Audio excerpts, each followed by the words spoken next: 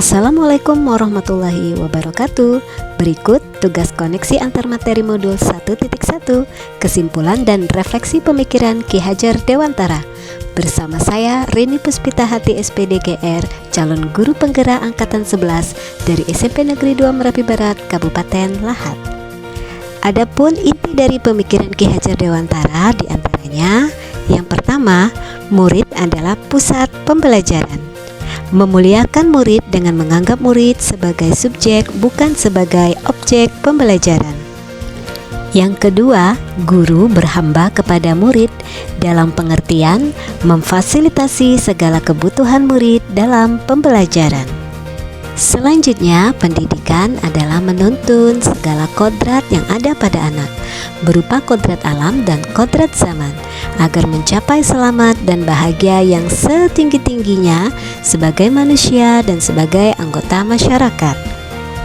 Selanjutnya, ada prinsip trilogi pendidikan. Ing ngarso sung tulodo, menjadi teladan.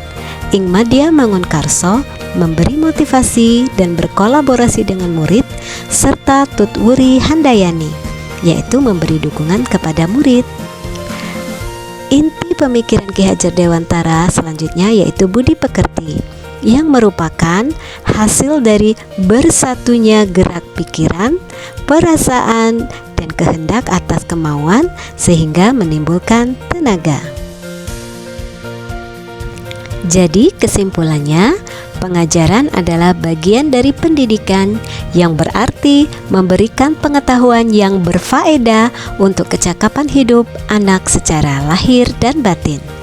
Pendidikan secara holistik, di mana murid dibentuk menjadi insan yang berkembang secara utuh, meliputi rasio, olah rasa, olah jiwa, dan olahraga melalui proses pembelajaran yang berpusat pada murid dan dilakukan dalam suasana penuh keterbukaan, kebebasan, serta menyenangkan.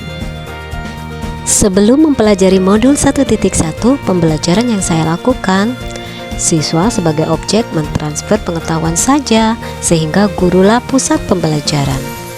Kemudian meminta murid belajar dengan tekun agar nilainya minimal mencapai KKM. Yang saya lakukan juga selalu meminta siswa mengerjakan tugas dengan petunjuk yang mengekang kebebasan bereksplorasi. Apa yang berubah dari pemikiran saya setelah mempelajari modul 1.1? Yang pertama, bahwa saya sebagai guru harus bisa menuntun murid dengan segala kodratnya, bukan meminta, apalagi menuntut, karena murid telah memiliki garis yang samar dan harus ditebalkan. Kemudian, murid itu adalah pusat pembelajaran yang bebas bereksplorasi, mengemukakan pendapat, dan menggunakan media sesuai karakteristiknya. Selanjutnya, saya harus bisa menjadi contoh yang baik bagi murid, memberi motivasi dan berkolaborasi dengan murid, dan memberikan dukungan kepada murid. Apa yang dapat diterapkan agar kelas mencerminkan pemikiran Ki Hajar Dewantara ya? Yang pertama yang saya akan lakukan yaitu mengidentifikasi latar belakang murid agar dapat menuntun murid sesuai kodratnya, yaitu kodrat alam dan kodrat zaman. Selanjutnya, saya akan melaksanakan pembelajaran yang menyenangkan karena kodrat anak adalah bermain. Saya juga akan berkolaborasi dengan murid dalam pembelajaran agar pembelajaran kreatif, aktif, dan inovatif. Saya juga harus bisa menjadi teladan bagi murid dalam keseharian dengan pembiasaan yang baik.